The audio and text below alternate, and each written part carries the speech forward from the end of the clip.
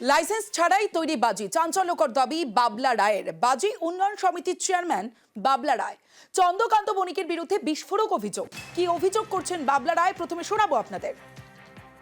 এর একটা বিক্রয় লাইসেন্স পেয়েছিল, কিন্তু এদের কোনো ম্যানুফ্যাকচারিং লাইসেন্স, এটা সরকার থেকেই দিয়েছে। সবকিছু দেখে যে 15 মিটার দূরত্ব আছে, তবু এটা দেওয়া উচিত নয়, কারণ যেহেতু এখানে দমকল ঢোকার কোনো প্রভিশন নেই। এই বিক্রয় লাইসেন্স মানে এটা মানে কি স্টকিস্টেরও লাইসেন্স, মানে স্টক করে রাখতে পারছে? স্টক আমাদের একমাত্র যে স্টক 550 কেজি, তার বেশি স্টক করা যায় না। ও মিথ্যা রোডেই ছিল আমাদের ম্যানুফ্যাকচারিং লাইসেন্স আছে। এটা সম্পূর্ণ মিথ্যা কথা, জালিয়াতি। এটা স্থানীয় প্রশাসনকে সাথে নিয়ে অবৈধ কারবারও করছিল। স্থানীয় প্রশাসন তো একমাত্র পুলিশ জড়িত, আর কে? পুলিশের রেগুলার অবজারভেশন থাকলে পরে এত বড় একটা ঘটনা ঘটতো না। আমি অবিলম্বে এই থানার বড়বাবুকে আমি সাসপেন্ড করতে বলছি। বাজি তৈরির পাশেই দাহ্য পদার্থ, সতর্ক থাকলে এড়ানো যেত দুর্ঘটনা। সচেতনতা চূড়ান্ত অভাব স্পষ্ট। বাজি তৈরির সময় কেন সচেতনতা নয়, বাজি প্রস্তুতের সময় আরও সতর্কতার প্রয়োজন বললেন এডিজি সাউথ বেঙ্গল সুপ্রতিম সরকার। কোথাও গিয়ে একটা সচেতনতার অভাব আমরা লক্ষ্য করছি। কয়েকটি যে ঘটনা ঘটেছে সাম্প্রতিক গতিতে, আমি কি সতর্কতা রাখছি? আমি সেখানেই দেশলাই জ্বালাচ্ছি, এখানে বাচ্চা আছে, বয়স্করা আছেন, বৃদ্ধা মহিলা আছেন, সেইখানে আমি আমার দাহ্য পদার্থ রেখে সেখানে আমি গ্যাস সিলিন্ডার জ্বালাচ্ছি, সেখানে অন্য দাহ্য পদার্থ রাখছি। এটা তো সচেতনতার অভাব, দায়িত্ব জ্ঞানহীনতা। বৈধ যেখানে কারখানা চলছে বা যা নথিপত্র নিয়ে চলছে, বাজির স্টোরেজটা যাতে লোকালয়ের মধ্যে না হয়, সেই ব্যাপারে আমরা বাজি প্রস্তুতকারক বিভিন্ন যে সংস্থা আছে মিটিং করব। তারা যদি এমন কোনো স্থান নির্দিষ্ট করেন যেটা লোকালয় থেকে দূরত্বে, যাতে মানুষের প্রাণহানি না হয়, সেইটা সুনিশ্চিত করার জন্য সচেতনতা প্রয়োজন এবং সেফ স্টোরেজের জায়গা আইডেন্টিফাই করা যাবে। বাজি কারখানায় জীবন বাজি, আবারও বাড়িতে বাজি বিস্ফোরণ। এবার দক্ষিণ 24 পরগনার পাথর প্রতিমায় নিহত একই পরিবারের 8 জন।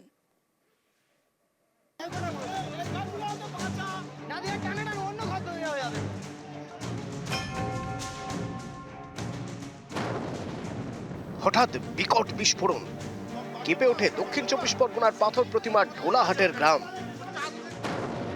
ঢোলাহাটের দক্ষিণ রায়পুরের তৃতীয় ঘেরি, এখানেই বাজি ব্যবসায়ীর বাড়িতে বিস্ফোরণ এবং আগুন।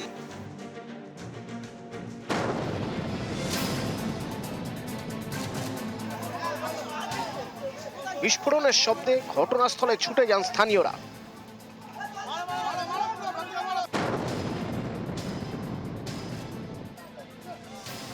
দাউ দাউ করে আগুন, পরিস্থিতি সামাল দিতে আসরে নামেন গ্রামবাসীরা। তারাই প্রথমে আগুন নেভানোর চেষ্টা করেন।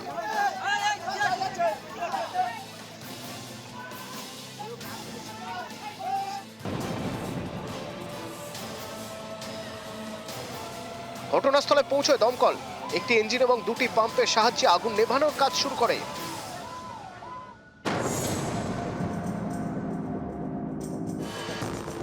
বিস্ফোরণ স্থলে পৌঁছন সুন্দরবনের পুলিশ সুপার কোটেশ্বর রাও নালাভাট।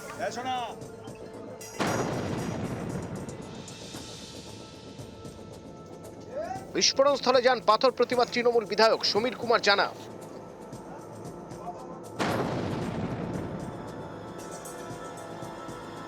উদ্ধার করা হয় একের পর এক দেহ।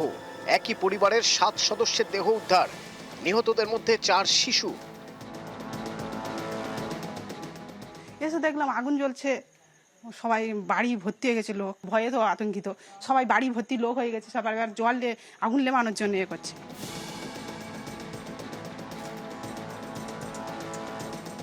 বিস্ফোরণের আতঙ্ক নিয়েই রাত কাটে ঢোলাহাটের।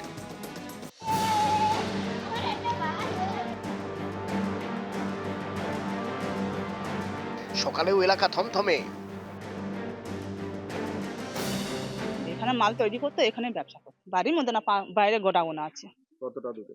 ওই বাগানে, ওই বাড়ির পেছনে বাগান। এখানটা মানে এত আওয়াজ, বাড়ি টাড়ি সব কাঁপছিল। ঢোলাহাটের এই ছবিটা দেখুন, বিস্ফোরণ স্থলের কাছেই পড়ে রয়েছে বারুদ, নিষিদ্ধ বাজি। চন্দ্রকান্ত বণিকের যেখানে তার গোডাউন, যেখানে তার কারখানা, এই জায়গায় যখন আমরা যেতে গেছি তখন দেখেছি যে এদিকে টমেটো চাষ হচ্ছে আর এদিকে চাষ হচ্ছে বেগুন, কিন্তু তারই আড়ালে বস্তাবন্দি কিছু জিনিস। এই বস্তার মধ্যে কি রয়েছে?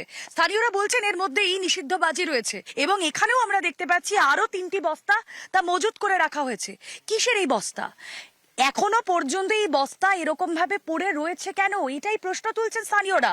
শুধু এখানেই শেষ নয়, আমরা এখানেও দেখতে পাচ্ছি যে এই যে খড়ের নিচে চাপা দেওয়া প্রচুর পরিমাণে বারুদ রয়েছে। এই খড়ের আড়ালে এখানে আমরা দেখতে পাচ্ছি এই বস্তার মধ্যে ৮ জনের প্রাণ যাওয়ার পরও কেন এই ছবিটা দেখতে হবে, প্রশ্নটা এটাই। যে ছবি আমরা দেখছি এখানে ছোট বাচ্চারা তারাও ঘুরে বেড়াচ্ছে, কিন্তু এখানেই পড়ে রয়েছে বারুদ। সেই ছবি আমরা দেখাচ্ছি যেখানে পাতার রং ধূসর হয়ে গিয়েছে এই বারুদে। মঙ্গলবার সকালে উদ্ধার হওয়া বারুদ নষ্ট করে দেয় পুলিশ। উদ্ধার হওয়া নিষিদ্ধ বাজিও নিষ্ক্রিয় করে। নিউজ 18 বাংলা।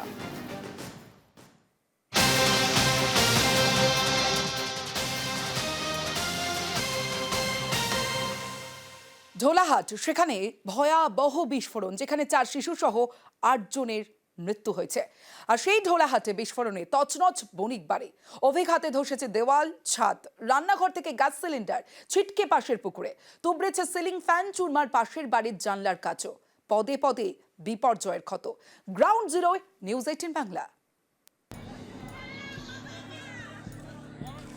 এই বাড়িতে যে প্রচুর পরিমাণে বাজি মজুত করা ছিল সেটা কিন্তু ছবিতে তার অভিঘাতে এবং এই যে মৃত্যু হয়েছে এখনো পর্যন্ত 8 জনের, সেখানে কিন্তু স্পষ্ট যে কিভাবে এই বাড়ির মধ্যে বাজি মজুত করা হয়েছিল। বাড়ির প্রতিটি ঘরে, একটি ঘর বাদ দিয়ে প্রতিটি ঘরের ছাদ, চিলেকোটার ছাদ এবং পাশের যে দুটি ঘর রয়েছে সেখানের সমস্ত অংশ ফাটল ধরেছে এবং একটি ঘরের এক অংশ ভেঙে পিছন দিকে পড়ে গেছে।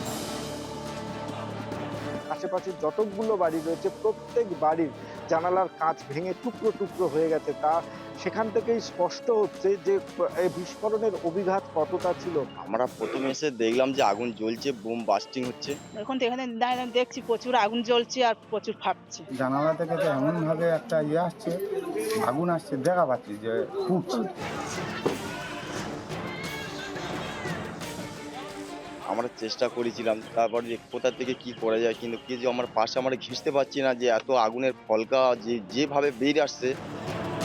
ভিতর থেকে মহিলারা হাত বাড়িয়ে তারা চিৎকার করে তারা আর্তনাদ তাদের শোনা গিয়েছিল, তাদের আকুল মিনতি তাদেরকে বের করার জন্য। চন্দ্রশেখরের স্ত্রী হচ্ছে গিয়ে ভিতর থেকে হাত সাউন্ড মারছিল, যে হাত পাত নাড়া দিচ্ছিল, কিন্তু আমরা দেখা পাচ্ছি মোবাইলে হচ্ছে গিয়ে লাইট মেরে আমরা দেখছি, কিন্তু আমরা ঢুকতেই পারছি। সেই সময় এতটাই আগুনের লেলিয়ান শিখা পুরো বাড়ি গ্রাস করে রেখেছিল, তার সঙ্গে বিস্ফোরণ, সেখান থেকে কাউকেই বের করা সম্ভব হয়নি। আর যার কারণে 8টি প্রাণ কিন্তু নিমেষেই শেষ হয়ে যায়। এখানকার মানুষেরাই তার প্রতিবাদ করেছেন। এখানে বেআইনি কাজ কারবার হতো, এই কারণে পুলিশ আসছে খবর পেয়ে এইসব জিনিসগুলো লুকিয়ে রাখার কাজ চলতো। এটা বেআইনি প্রমাণিত ছিল। আমরা সবাই প্রতিবাদ করতাম, ওই নিয়ে আমাদের সঙ্গে কথা বলে না, ঝগড়াঝাটি সব। আমরা তো স্থানীয় লোক, এর ভিতরে আমরা হয়তো শুনতাম যে এগুলো বেআইন জিনিস, এরকম শুনতাম। স্পটে তো কোনোদিন দেখিনি, কিন্তু ভিতরে ভিতরে শুনতে পাই যে লাইসেন্স করেছে। যারা লাইসেন্স দিয়েছে তাদের নামে এফআইআর হওয়া উচিত, তাদের শাস্তি হওয়া উচিত। কারা এইটার অনুমতি দিয়েছে তাদের নামে এফআইআর করে মামলা করে সাজার দাবি করছি আমরা।